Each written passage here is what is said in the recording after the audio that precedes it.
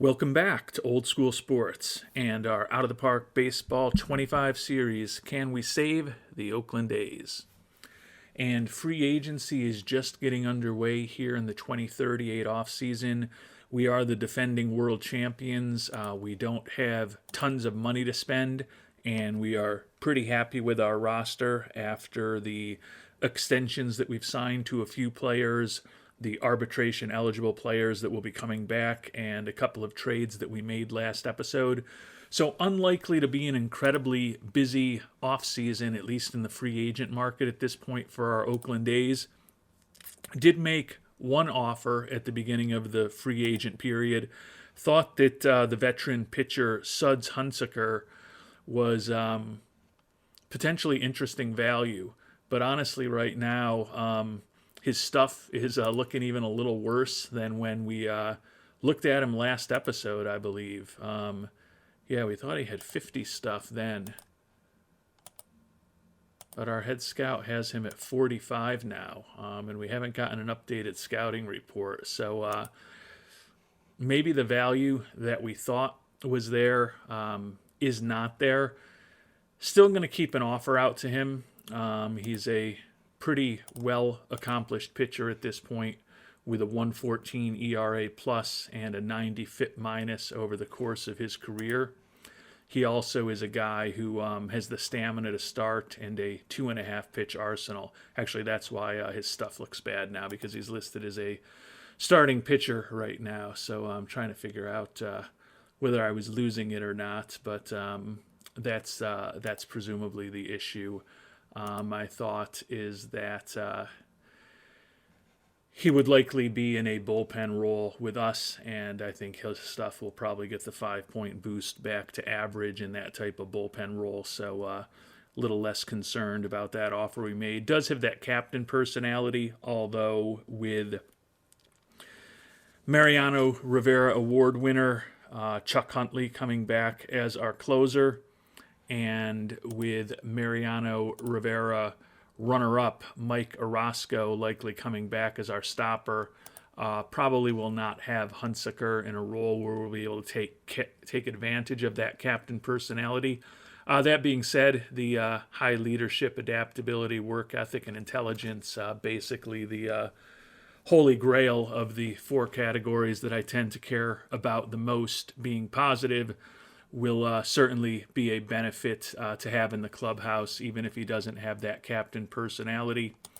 At this point, when we look at our roster, a little less critical than it was a year before, because we've got Jake Bowers, who just won a Silver Slugger Award for us, although he did most of his damage with the Red Sox, as a captain personality who will be our everyday first baseman most likely for the next 3 years. So not necessarily critically important to get a second captain personality into the lineup on a regular basis. So if we end up using Hunsaker in more of a setup or middle relief role, which is kind of what we've envisioned for him, not going to be a total loss to not get the benefits from his captain personality. So we'll keep an eye on whether we do get Hunsaker locked up over the next few weeks, and we'll head towards the winter meetings and the Rule 5 draft. Also have another 2 opportunities at the start of December and then in January to run some training camps with some of the top international amateur free agent prospects.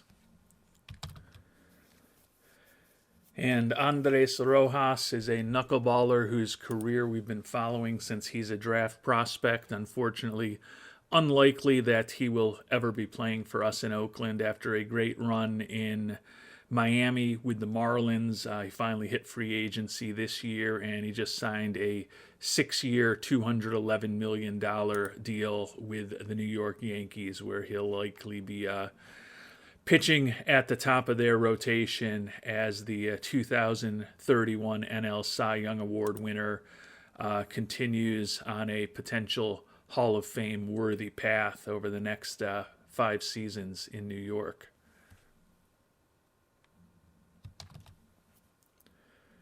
or I guess it was actually 6 seasons that he signed for there in New York, but you probably understood my point. And we have finally got Hunsaker on board. You may remember from the last episode that he was also a very popular player, so we'll see the impact on fan interest shortly. Players also like his leadership in the clubhouse. Got him for the 1-year, $2.25 million deal. Think he can certainly be a pretty interesting asset for us as we try to repeat next season. We were at a 98 fan interest, and we're still at a 98, so that's a little bit disappointing given how popular he was. Would have thought that might have at least moved us up another point, but it is what it is. Certainly wasn't the primary reason we signed him. We think he can definitely be an important arm in our bullpen. We'll move Mr. We've got to put him on the roster, of course, before we'll actually see him on our pitching staff screen. But Mr. Hunsaker listed as a starting pitcher. We plan on using him in the bullpen, so we will switch his position to a reliever. And now he does have that 50 stuff that we were talking about at the beginning of the episode. Think he will likely have an important role as a setup man for us. And certainly when you think about the stamina that he has, could end up potentially in a stopper role for us. Similar to Orozco, he's fragile physically, but at least he does have the high stamina where he could go more than an inning from time to time if we needed him to. And our longtime ace, Jackson Ferris, finally officially gone, and he's going back to the National League where he started his career many years ago, to the Chicago Cubs. Fans not happy about that. No impact to fan interest from that either. Certainly would have been a little annoying if Ferris, who is only fair popularity at this point, was having a significant negative impact when the acquisition of Hunsaker, who's still extremely popular, didn't really help us at all. Only got a supplemental second-round pick, so looks like he didn't get the length of contract that he was really hoping for. Yeah, 4 years, $62.4 million. I think that vesting option in the final season, since it's not guaranteed, is what kept it from being a supplemental first-round pick for us. I believe if it's over $50 million that's guaranteed, we would have gotten a first-round pick. So a little bit of a bummer that he only had that vesting year for the 4th year. But Ferris has had an outstanding run with us in his 10 years in Oakland. The acquisitions of Ferris and Colt Keith in 2029 really turned the franchise around. We won our first world championship that first year with Ferris and Keith, and I've won 2 of the last 3 championships also with Mr. Ferris.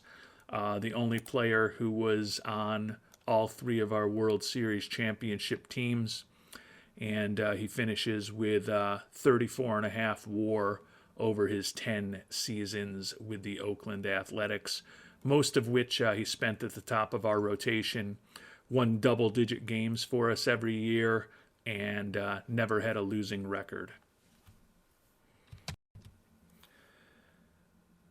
And we've made it to the Rule 5 draft. We've added, I believe, 4 players onto our 40-man roster, so we've got 39 players protected at this point. Have the opportunity to bring 1 player on in the Rule 5 draft.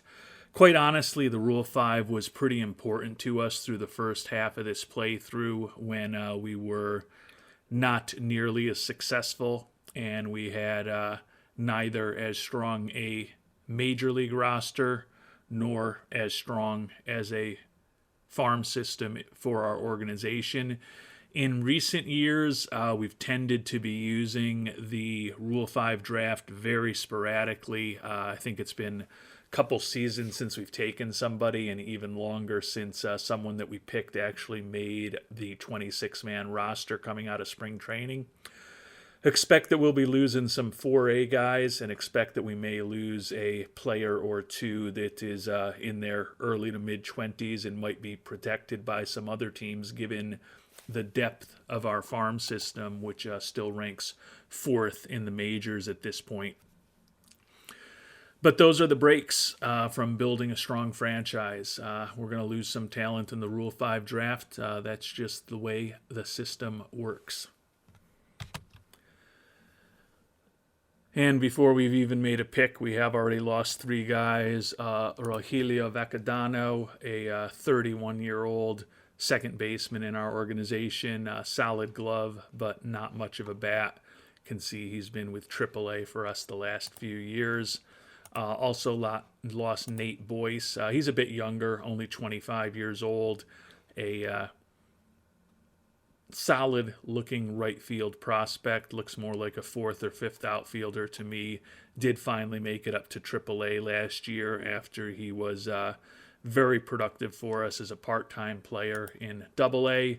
And then Eric Bilson is another one of those more 4A guys, a 28-year-old center fielder who spent last year in AA and AAA for us. He was a guy who we had signed to a minor league contract before the season.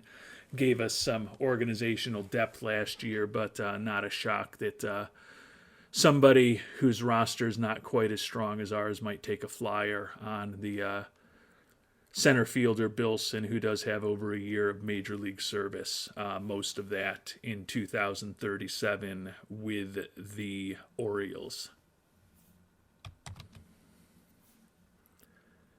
And I'm going to make a liar out of myself because there is a player that we are actually going to pick in the Rule 5 draft this year, and that's the relief pitcher Mike Ross, 27-year-old left-hander in the Detroit Tigers organization, arbitration eligible, set to make about $2.1 million this year. I think his stuff is well above average movement, decent control. Got a 2.5 pitch arsenal, pretty positive influence in the clubhouse with high leadership as well as adaptability and intelligence. Good stamina, outstanding at holding on runners. He's a guy who can start if you need him to. I don't think we would need him to. Could work as a lefty specialist. His stuff, not surprisingly, a bit more effective against left-handed pitching, although his pitcher BABIP is actually a little worse against lefties, we think, than it is against righties. I don't think there's a guarantee that he'll even make our bullpen, with our bullpen being so good and so deep, but you never know what kind of injuries you might have in the preseason and spring training, and I think that going ahead and bringing another guy into the organization, we've got the money to bring him on board, certainly can't hurt by giving our bullpen one more option. And we ended up losing one more player in the draft. In the second round, we lost second baseman Vincent Moreno, 23-year-old infielder. I think he can make decent contact. Gap power, home run power, and eye are all relatively suspect. Was very productive for us last year in high A ball, but doesn't bring a ton to the table defensively, and don't necessarily think, unless he gets very fortunate with some surprising development in terms of his gap power, home run power, and eye, that ultimately that batting profile will play all that well in the major leagues. And given his well below average error and arm ratings as an infielder, wasn't really someone that I felt had a long-term future in our organization and would be worth putting on the 40-man roster at the expense of somebody else. Clearly the Rangers are going to look to do something with him. We'll wish Mr. Moreno the best. And we made it to the start of the international amateur free agent signing period. As we have throughout this playthrough, $5.7 million to spend. The benefit of having a very small budget, despite our recent success on the field, is that the opportunity to spend more than many teams on IAFA players is still there for us. If you have thoughts on what we should do in the IAFA period this year, always useful to get that feedback from the worldwide scouting department. We had 3 pitchers in our camp the final time we ran it earlier this month. Reliever Roque de la Paz, 17-year-old out of Venezuela. I think his stuff could be absolutely filthy and well above average movement and control if he fully develops. Only a 2-pitch arsenal, but he does have 40 stamina and is really good at holding on runners, high adaptability and intelligence. The left-hander looks like a reliever right now, but if he was able to add another pitch through a successful development program in the coming years, might be a guy who could potentially be a starting pitcher down the line, and he's not looking for a crazy amount of money with a $1.4 million demand. David Esparza is a more traditional starter with a potential 2 to 5 pitch arsenal, depending on how everything develops. Really good stamina, respectable at holding on runners. I think his stuff and his control could both be above average and average movement if he reaches his full potential. And the third pitcher that we looked at most recently, another reliever, Juan Mesa, another guy with potentially outstanding stuff, really good control, and we think his movement could be a bit above average. Some positive personality traits with high loyalty, adaptability, and work ethic. Only a 2-pitch arsenal, and stamina is certainly not exceptional.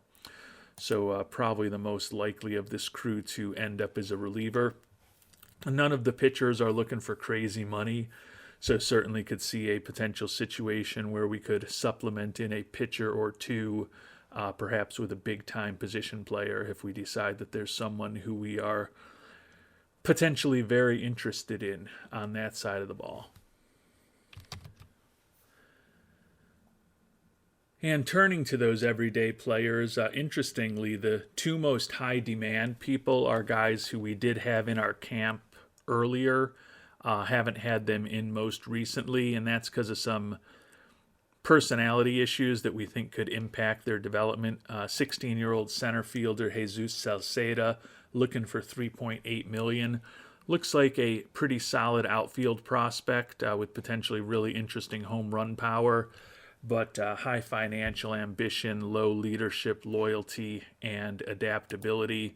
With the price tag he's looking for and those personality negatives, not a guy that we're really all that serious about. And we can say the same thing about third baseman Rodolfo Ramirez. Looks like an interesting bat if he reaches his full potential at third base, but high financial ambition, low leadership, loyalty, and work ethic for him. Given that Ramirez and Sauceda probably have the 2 worst personalities among the top-tier hitting prospects, and they're also looking for more money than anybody else, was a pretty easy decision to have different players into our scouting camps this final time when we went through trying to get the most accurate scouting that we could. Catcher who we did have in our last camp, Jaybird Munja. Looks like a pretty interesting bat for a catcher. Durable, not that great defensively, but does have high adaptability. The left-handed hitting catcher could, if he gets a little bit lucky in terms of his defensive development, be a pretty interesting offensive player and an acceptable defensive player while wearing the tools of ignorance. Shortstop Luis Robles, 16-year-old, pretty interesting defensive prospect with well above average range and arm. Pretty good contact and home run power, could be well above average in both of those if he reaches his full potential. Left-handed hitting middle infielder, certainly an interesting prospect. Munja and Robles looking for $1.5 and $2.4 million respectively. The last 5 guys that we're going to talk about are the top 5 prospects in terms of potential in this class. all looking for about $2.5 to a little over $3 million. Left fielder Daniel Sosa, a middling defensive outfield prospect with poor speed, but potentially outstanding contact and borderline otherworldly home run power if he fully develops. Third baseman Luis Rivera, a very well-balanced potential batting profile. He's got a gun for an arm at third base, although his range certainly not exceptional. Modest speed, a lot of positive personality traits, though, particularly with that high adaptability, work ethic, and intelligence. First baseman Juan Estrada, looking for $2.8 million. Not much speed, not that great defensively, but a potential plus home run bat with a very good batting eye. Another first baseman, Jesus Cervantes, a little more speed, a little taller, and I think a little bit better range, so probably slightly better prospect defensively, although he's certainly not exceptional. Has some positive personality traits. His primary potentially outstanding batting trait would be very good home run power if fly-by-night Cervantes, the left-handed hitting first baseman, fully develops.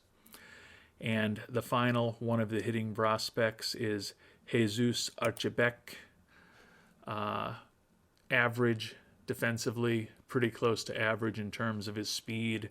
I think he could be a little bit above average in everything if he reaches his full potential hitting, and well above average, particularly with his home run power and his gap power. I can't say that on initial glance there's anyone that I'm madly in love with or who I think is head and shoulders above the rest.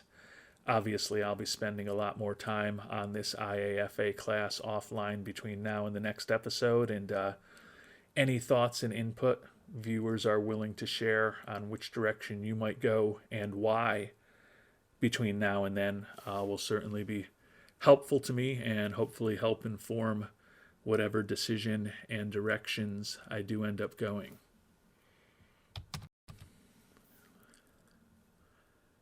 And before we finish up the episode, we'll check in on what's going on in the development lab. Juan Pimentel, top prospect in our organization, on track with his quality of contact program. Chuck Huntley, reigning Mariano Rivera Award winner, working to extend his endurance as a pitcher. He's frustrated there. Blumenshine, Baumler, and Scherer all doing secondary pitch improvement programs.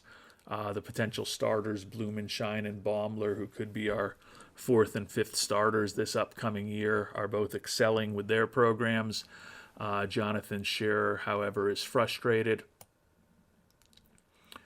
Two-strike approach, Luis Godina frustrated there. Trey Saldana excelling with secondary pitch improvement. Arturo Uresti on track to maybe improve his home run power, although Gabby Phelps is frustrated in a similar program. Three plate discipline programs, Anulfo Dolan and Jorge Mendoza frustrated, and Gravedigger Palomares is really struggling, so that's not positive. Some more secondary pitch improvement programs, Blanco and Weiss on track and excelling respectively. Unfortunately, Orozco and O'Banner are both frustrated at their point with their programs. Last four programs, former first-round pick Darnell Selvey frustrated with his contact program.